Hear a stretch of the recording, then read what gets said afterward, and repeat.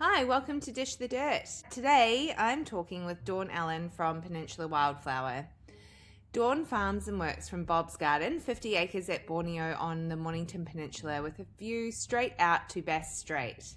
She started as a Saturday girl in her local flower shop in the UK, met her husband at Covent Garden Flower Market, and ended up growing Australian natives on the other side of the world. This year, Dawn took banksias to the Chelsea Flower Show. Her exhibit, Banksia Evolution, followed the banksia from seed pod to full bloom, built entirely with Australian-grown wildflowers. She came home with silver. How amazing. We talk about slow flowers and why farm growing, not flowing, matters, the growers right across the country who backed her, and what it's like to open 27 boxes of flowers in London and not find a single broken stem. Wow. I found this chat so inspiring. Hands up who, after this listen, is going to enter Melbourne International Flower and Garden Show or Chelsea. I'll see you all there. Here's Dawn. Hi, Dawn. Welcome to Dish the Dirt. Thank you. I'm so happy to be here. I'm so happy to have you here. I'm just going to give everyone a quick little rundown. Dawn owns Peninsula Wildflower on the Mornington Peninsula and has been part of Chelsea Flower Show this year. So we're going to start by digging into your farming life and floristry life first, and then we'll get to Chelsea after that. So No worries. do you want to tell me where you began? So I began as a little Saturday girl in my local florist shop. So my phone's ringing. I should turn it off. Okay. It's okay. Yeah. So that's how I started. And then basically floristry's been my friend for very, very many years. It's something that I've had moments where I've come out of it and I've gone back in. So I've done like marketing and things like that and photography. But then I've always come back to floristry. I feel like it's one of those careers that you can always come back to it once you know I feel like you need to know all of the mechanics and need to know the rules, then you can break them. And then once you've got that foundation, you can carry that career throughout your life, basically. Yeah. That's my thoughts on it. Yeah, absolutely. Yeah. So then I met my husband at Covent Garden Flower Market in London, and he sold me foliage. That's romance for you, isn't it? Yeah. So was he a flower farmer in the UK or just? No, he's from Langwarrin, so he's an Australian. So I met him. He was on a working holiday there with like 10 of his mates, and so that's how I met him, and that's how I've ended up in Australia.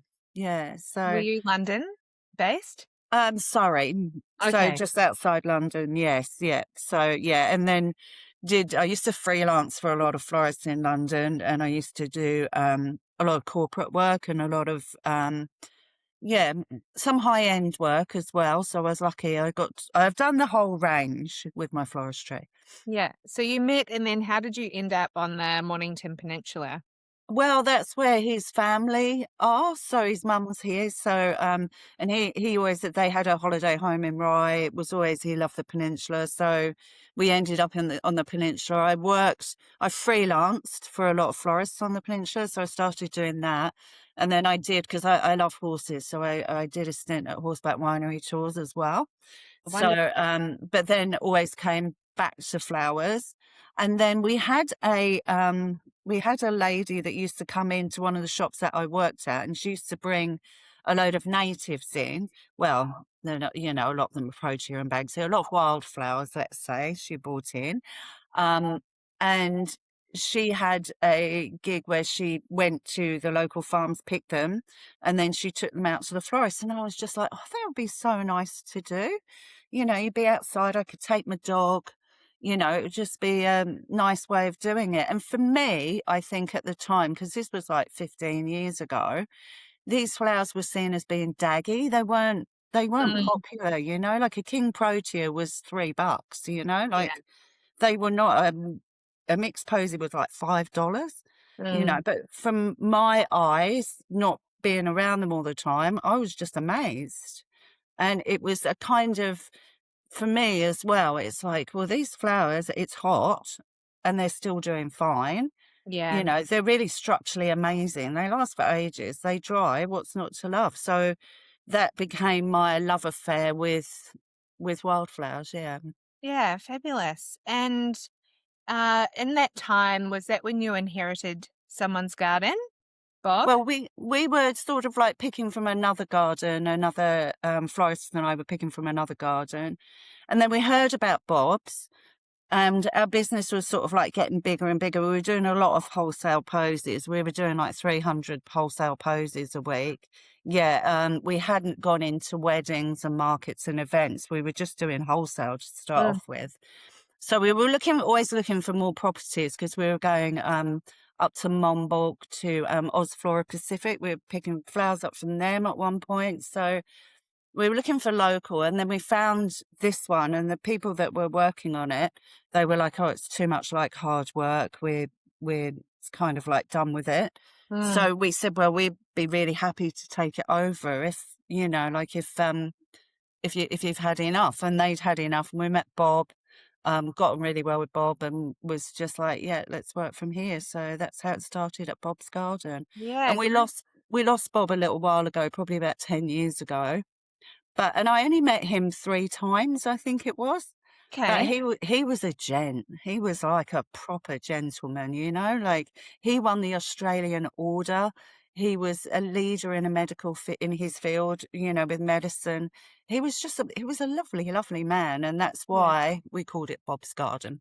Yeah, great. And so was it his whole, tell me about the property. Is it like near the ocean? It's on the point at the Mornington Peninsula. So it's in Boneo. It's in between like Rosebud and Cape Shank.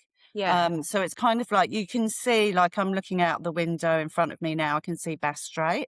Oh, So amazing. yeah, so you can definitely see the ocean. It probably sits on Bob's Garden sits on 50 acres. Wow. So we took over the lease from the new owners just before COVID hit.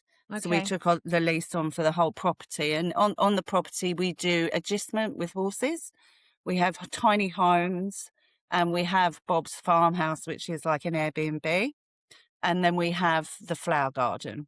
Okay. So we run workshops and things like that from the farm as well. Yeah. Yeah, so we do all sorts here because obviously we have to. Every bit, you know, when you lease a property like this, every bit has to pay for itself. You know Yeah. what I mean? So yeah, yes. Absolutely. Yeah. So yeah. But So early on, was there any moments where you kind of thought, oh, this is too much, what have we done? Or it's just yeah, smooth? definitely. Okay. You'd be looking at that. You'd go out and mow. Like I do this with my husband, who's amazing. So he would go out and mow, and then the next week he'd have to go out and mow again. And it's like, okay, so this is what we're doing, you know, like, and it's just, and then it's an old garden. Like it's not, we are not trying to do, we're not doing wholesale anymore. We do wholesale to local farm shops, but we're not wholesaling to florists and things like that. We don't rip our plants out after a certain amount of time and replant and all of that sort of thing. Well, whatever Bob planted stays in there until it's really, really, there's nothing we can use on it. So Yeah. it lives out its life in that garden. So yeah, it's not easy. Yeah. It's definitely not easy. But there's, you know, I look at you can look at all these health things, and they tell you about all these things that you're meant to do for your mental health and everything. And I do that every day with what I do. I Yeah. mean, I'm connected to the earth. I'm in the fresh air. I'm, you know, I'm physical, like you know, I do a physical job. So there's so many things that, and it's stunning. Yeah, great. Yeah, You know, like you're connected to nature. I was out picking this morning, and the birds are just I can imagine. incredible. Yeah. So Yeah, no, we're very lucky. all of those little moments that you have every day. Yeah. Mm, Yeah. definitely. Yeah, and there is a lot of those, and even, you know, like we do get a lot of snakes. You know, like, can't lie. Ah, But they're not touch wood, they're not running at me and attacking me, which is Yeah. what I was led to believe when I came here. That and that bears would drop out of trees on my head. I was led to believe. Came out. But the snakes, as long as you keep away from them, they keep away from you, you know, like it's just, we had a big one living in a shed for quite a while, which we didn't know. Yeah, so we had to get a snake catcher out to get rid of him. Yeah, but it's yeah, you have to be okay with things like that, I suppose. So, in your sort of floristry philosophy, you talk about slow flowers and farm grown, not flown. Mm. And for a listener who buys supermarket bouquets without thinking, how does that distinction matter? Why do you think that distinction matters? I think it matters because there's so many elements to that. When you buy something from from a supermarket, yeah, somewhere along the line you are helping somebody. You know, like there may be somebody, but they're going to be generally overseas. Um, so when you buy local, what you're doing is you're supporting the environment. You're supporting a local business. There are so many flower farms in Victoria alone that produce the most amazing flowers. And generally, when you buy from a supermarket or you buy, yeah, I probably shouldn't say too much, but those flowers are generally over a week old before you even start. So they've flown in from overseas. I know, especially now firsthand, how long that can take, what the clearance procedures are, how many pesticides are involved, how many other chemicals are involved in that as well. So when you buy something from somebody local, it genuinely is environmentally friendly.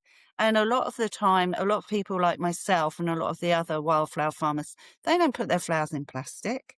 They Mm. don't dye them. They're picked generally, like if you order from us, it's the same day. So you're going to get a month out of those flowers.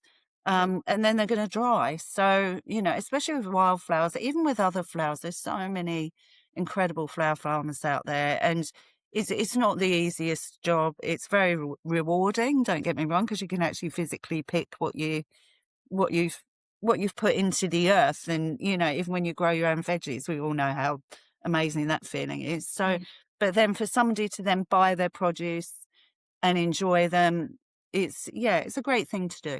Yeah, yeah. And you like to use sort of the unusual stems as well, Definitely, yeah. like the imperfect and kind of Yeah, definitely. wonky ones. Where did you like? Where did that seeing come from? I think it comes from being inherently that people look too much on the face of things and not what's inside. Mm. So for me, perfectly imperfect is just the way to go, you know, because nobody else will have a kinky stem like that. They'll all be straight. They'll all be this. And one stem of Banksias that's got a kink in it in a vase looks incredible. And I know you feel the same because I can see those ones behind And you. I know.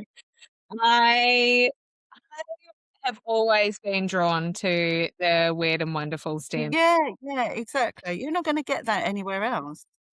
I know. And we have a lot of black cockatoos and a lot of cockatoos, a lot of bird life that live in our garden.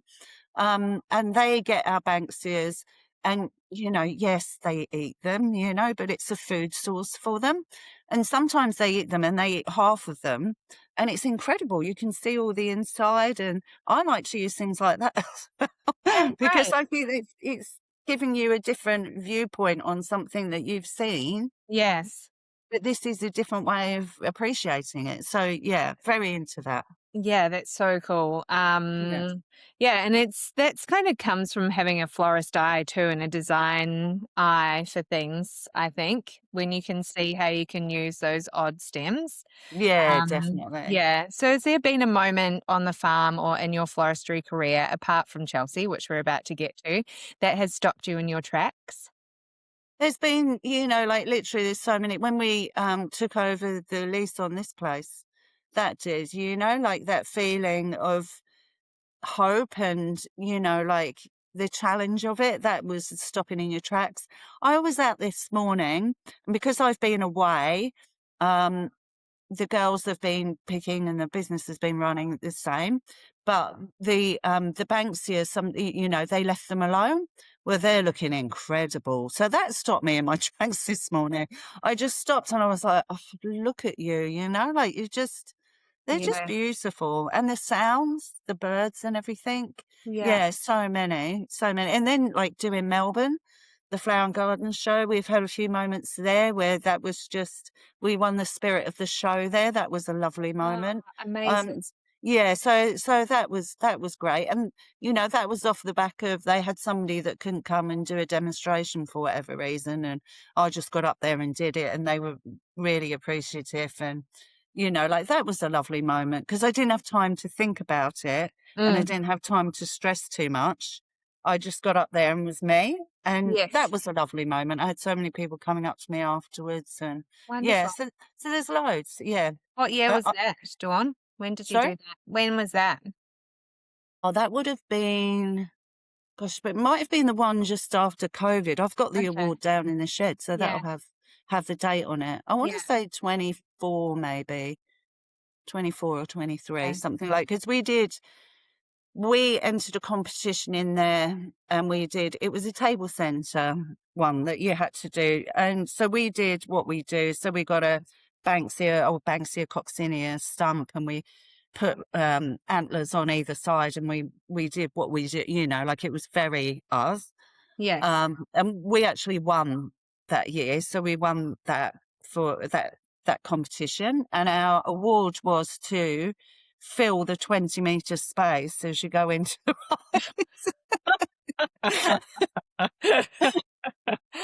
Oh yeah. opposite we won that.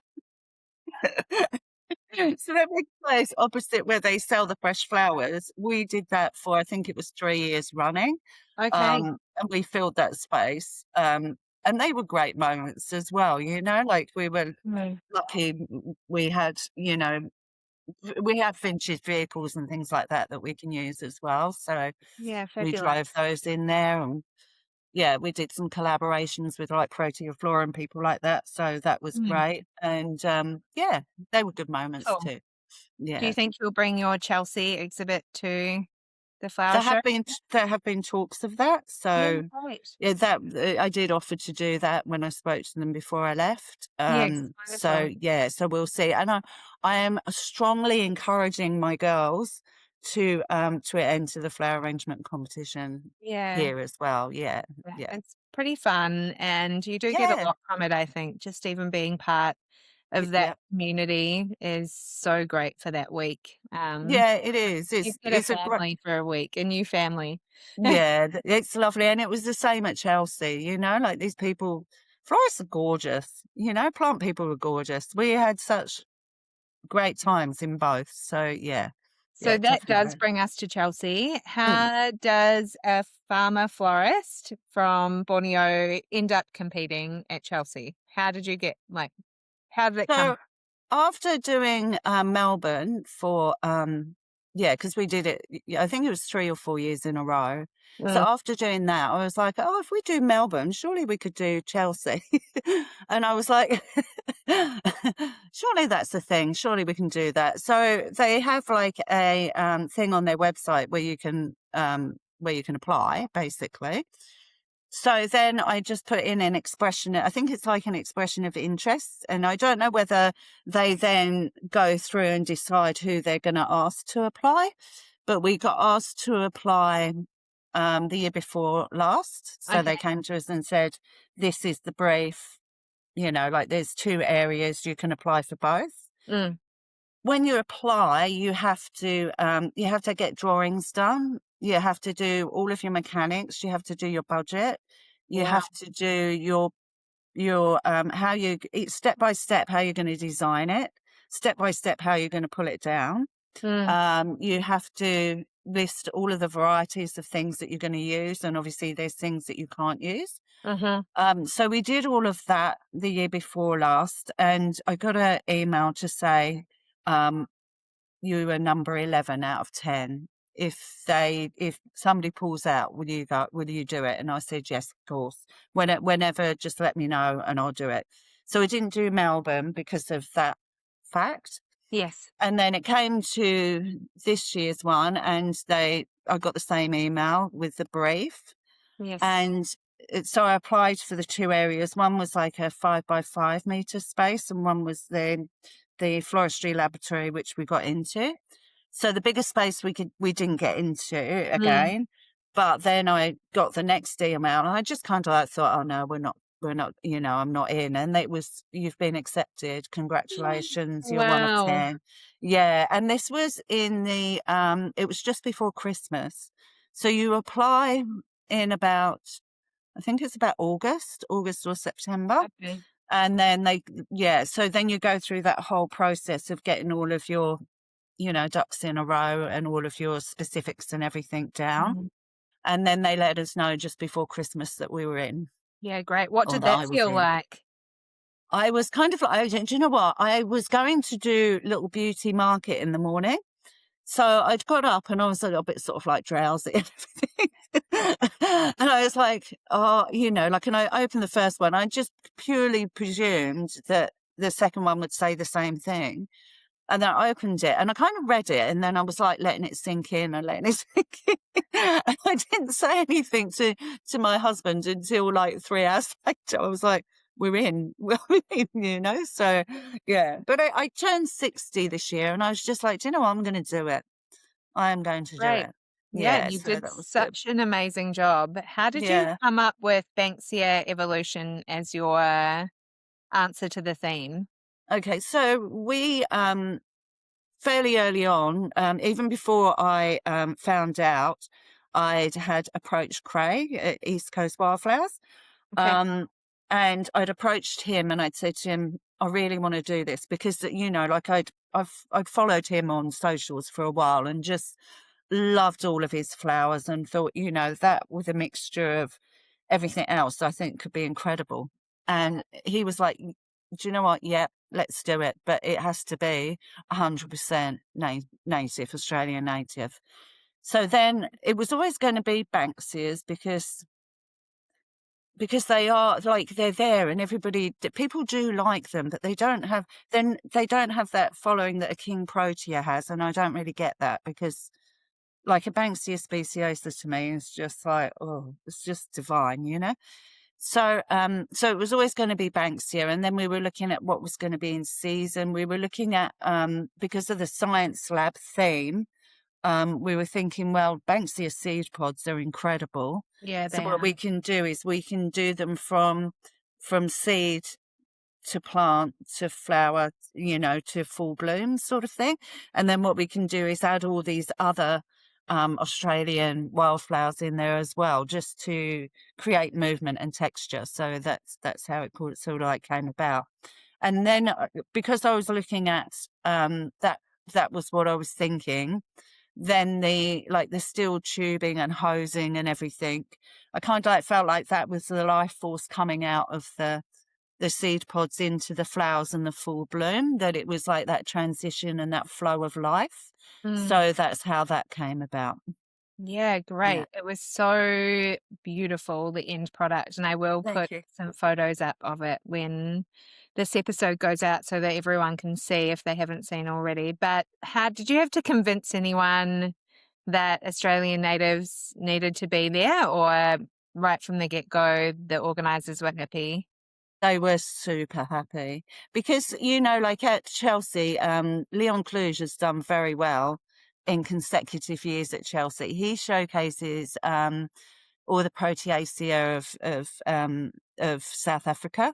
So, and he's done it, and I know that gardens have been done, and gardens were done this year. Beautiful garden was done at Chelsea this year. But as far as flowers were concerned and floristry, I don't think so. No, I don't think there's ever been anyone that's just focused on Australia flora and fauna.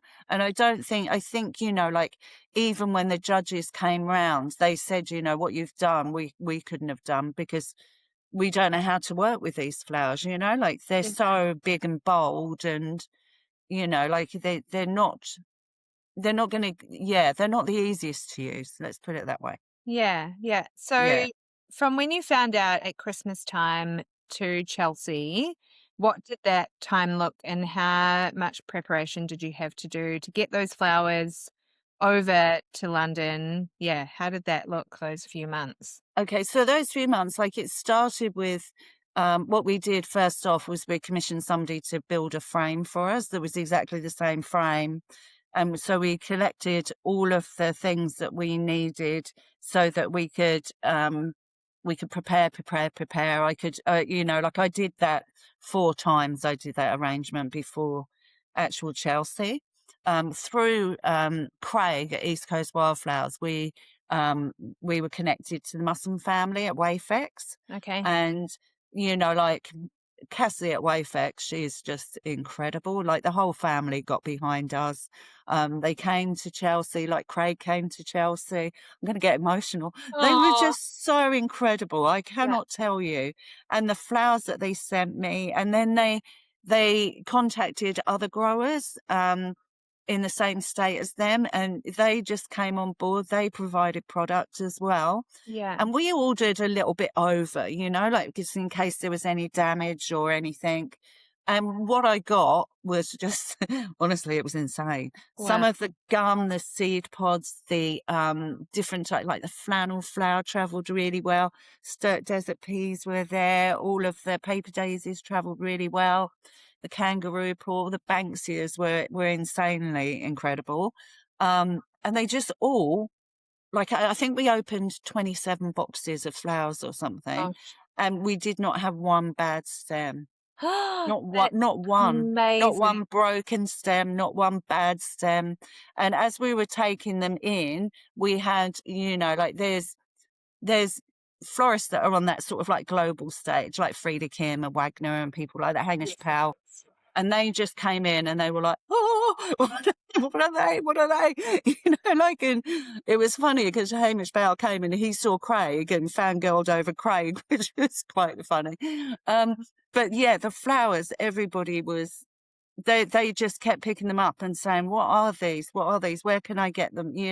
Just incredible. Yeah, they were so well received. And the judges said if they could have given Florist of the Year in gold on the flowers alone, I would have got it.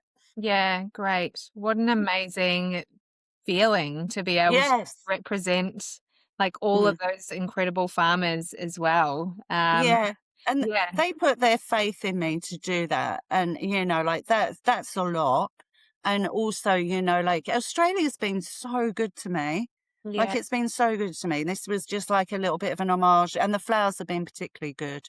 So it was a little bit of an homage to what Australia's done for me, like this yeah. is big thank you. Look at these, they're incredible. And yeah, they were so well received. Yeah, my next question was about the growers that backed you and who were they? Do you want to just quickly give them a shout out? Yeah, of If you course. remember. So basically, obviously, we've got Craig from East Coast Wildflowers. He was incredible. And then we've got all of the people at Wayfex. They were amazing. We also had Robert Luff, and he supplied the paper daisies. His paper daisies next level. They're Like, just, yeah. And do you know what? They had the most amazing little faces, and they gave the most beautiful bounce. oh, So yeah. No, and they travelled super well. The colours were insane as well. So yes. big thank you to him. And then we had Brimstone Waratahs. We had the Banksia company as well. Okay. I'm dreading that I've missed somebody out, but I think that was it. Yeah. I know I did a big post to thank them all, and I'm pretty sure No, I that's think, everybody. yeah, it Yeah, is. Yeah. yeah. But Uh, no, their flowers were incredible. And Wayfex, they and East Coast supplied a lot of different varieties of gum that were just stunning. okay. Yeah, Yeah. beautiful. Great. So was there a sense that this was just bigger than one florist? Yeah, definitely, 100%. This was even bigger than I know it sounds a bit weird, but even bigger than all of us growers and things together. Because you think I'm in Victoria, they're in New South Wales, and so it felt like Australia as a whole. Yeah, so yeah, it was really, we were all very proud. Yes. And so talk me through Chelsea. like bump in, just for for florists who are listening to this? What's it like to bump into Chelsea? So much fun. You kind of like, because you have all I mean, I was just say, and a lot of people who know me, I'm very much sort of like, I'm not a dot my I's and cross my T's kind of person. But I was really with Chelsea, and I think that's what you have to be. Mm. You know, you have you get like a portal that once you get accepted, then you get this portal where you book all of your parking and you book all of your because you have certain slots of time that you go in that they let you in. So you just have to make sure that you get in quickly with that and you book the times that you want. Yeah. And then I think it kind of runs very smoothly if you do that. And if you do that, make sure that you do it for your build and your breakdown as well, because breakdown's chaotic. Okay. So with the build, they give you, we also on the Friday, Chelsea opens on the Monday. And then you have the Friday and Saturday to build your design if you're in the creative spaces area. So on the Friday, instead of leaving it until the Saturday to get all of our passes, we went in on the Friday afternoon, picked up our passes, worked out where we were going to park, did all that before. It wasn't something that we were just driving in and doing on the day. So that meant that we booked I think we booked so we could go in at 8 a.m. on the Saturday. So we worked out that what we were going to do what I was going to do was do all of my mechanics on the Saturday and then do everything flower-wise on the Sunday, because the flowers had turned up on Thursday. Okay. And I wanted to make sure that they had as much hydration time as possible because I was working in moss mainly. So, yeah, so you pull up, they let you pull up and then you go into this massive marquee. And all of the florists are there. A lot of the ones there's this other area of creative spaces where they do these massive installations. So they're well underway because they've had like a week to do those. So you go in and you have your fangirl moments because these are all your floristry gods, you know, that you're looking at. And you're just like, oh, this is incredible. And I think as we went in, and my husband's very the same, we're quite gregarious, I suppose, and quite, you know, we will tell them that they're beautiful. And so we then, you know, like we were looking at we had our spot and it had our name in front of it with our description and all of that sort of thing. So then you bring all of your flowers in. You have like an area behind your display that has your name on, so that's like a storage area. So you don't have a lot of room to work, so you just got to be like organized. You make sure that before you go in you're only taking in what you need for that day. And you do that each time, and you make sure with your storage space that because there's a walkthrough as well, so you have to make sure that people can access all of theirs as well. Okay. So yeah, I'd say organization was the thing. And then just meeting all the other florists and seeing their designs is incredible. They're so talented, like really talented. Yeah. But we all got on very well as a group, and we very much backed each other, which was lovely. We all helped each other, which was great. Yeah. Wonderful. So that first day was just literally connecting hoses, packing, mossing everything. And then the next day it was bringing in the flowers and actually doing the design. And you do have a moment before you start and you're looking around you where you just have to stop, take a breath, and not be overwhelmed by what's going on around you, because there's a lot going on around you, and there's a lot with a lot of flowers going on around you, wow. You know, like, and a lot of talent. Yeah. And you just have to stay in your lane and just make sure that you do yourself proud as well, you know, that's the main thing, I think. Amazing that it feels like you weren't daunted at all, you know? No. You just went in there, you had a really great plan and executed it so well. What did it, I know you sort of touched on this, and what it sort of meant to be able to represent Australia, but what did it mean to you personally it's kind of like wildflowers like stage? I am 60 now, and you do, you know, as you age, sometimes you know, like I'm never one that I will never stop learning. So I always want to learn when it comes to flowers, especially for me, I work with Australian wildflowers. I work with South African wildflowers. That's generally all I work with. Mm. So I need to, every now and then, I need to really re-examine how I do it so that it continues to be fresh for me as well, like, and so I think that gave me that again. Yeah. So it gave me the opportunity to learn from some amazing florists, which I did. Yes. Mm. Incredible. Do Mm. you think Chelsea has changed how the world sees Australian natives? Well, the people that went. Yeah, Do you think you've opened a door for other florists and growers to go back and use wildflowers? Yeah, I hope so. I really do hope so. I think, the feedback that we got from the organisers was great. They're very keen for us to apply again, which is great, like, so, like there is this yeah, there's this, it's like everything, isn't it? They, like they had flowers there from Venezuela and all these different countries. And, when it came to actually the cut flower side of it, that was us. Yeah. So that's huge. And the more that Australia is represented, the better, I think. It would be lovely if there was, because, if somebody did something the size of what Leon does, but for Australia, I think that would be incredible. Wow. That would be Challenge is amazing. on. Challenge Yeah, is on. yeah. So, Yeah. yeah, I Maybe think that, that might be you next year. Do you think? Tell Craig and Wayfex that. They'll be like, ooh.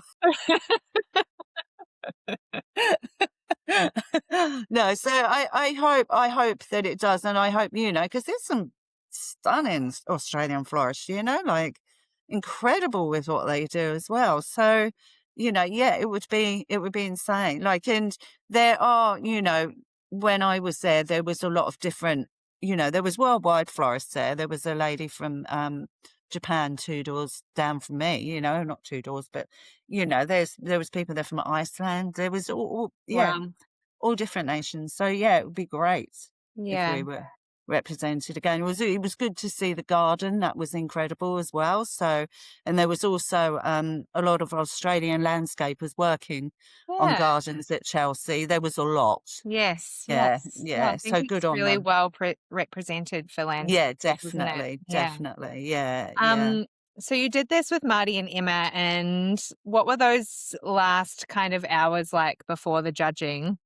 Were you nervous? Well, no, because I was looking around me and I was like, there was some really, like, they're seriously good. So I didn't really have any expectations. I just felt like I'd done myself proud. So therefore I'd looked after everybody else as well. Does that make sense? Yes. Like I knew I'd done what I could. I knew there was a couple of things that weren't, like, because we were going to get plants and we were going to put plants there as well, but we had some problems getting the plants in. Okay. So I knew that there were some things that were not on the brief that weren't going to happen. So I knew that, like that there was things that were going to be a bit different, I suppose.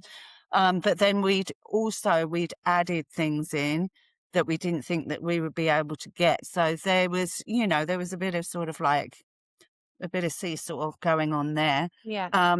And we'd done it all, and I tried to put it out of my mind.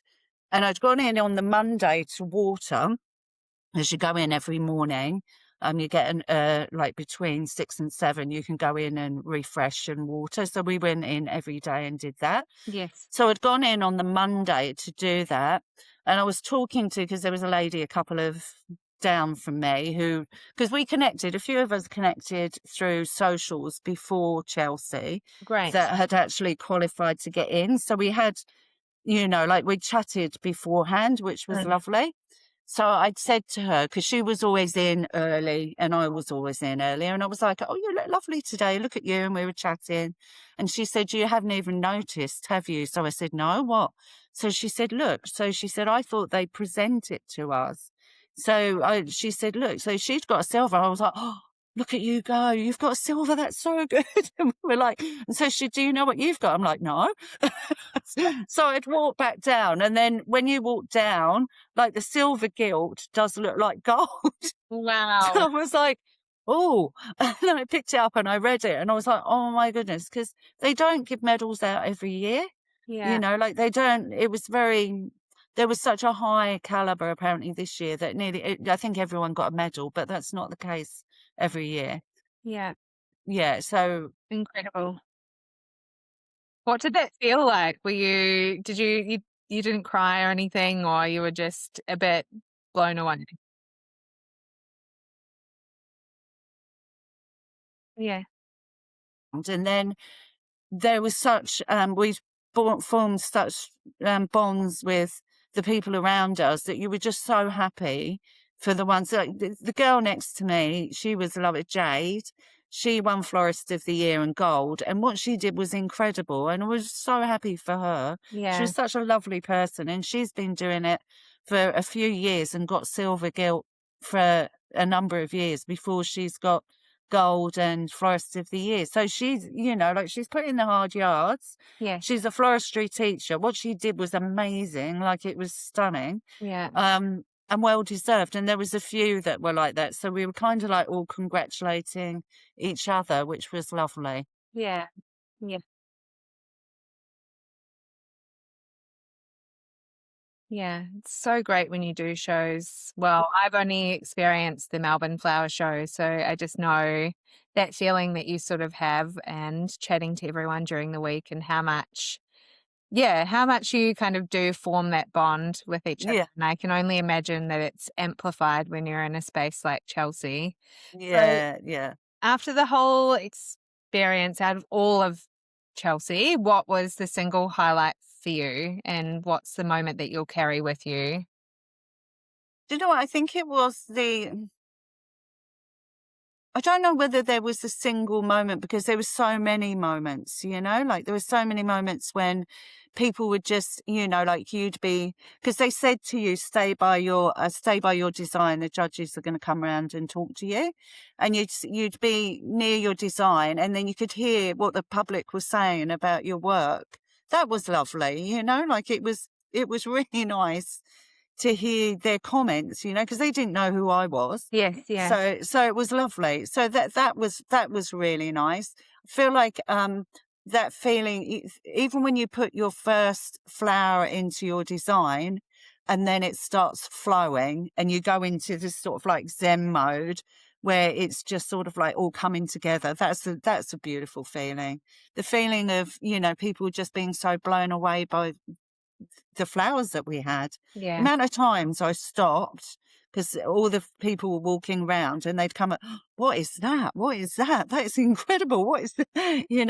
That was lovely. The fact that Craig came out, that was incredible. The fact that Emma was there, that was incredible. Like so many moments.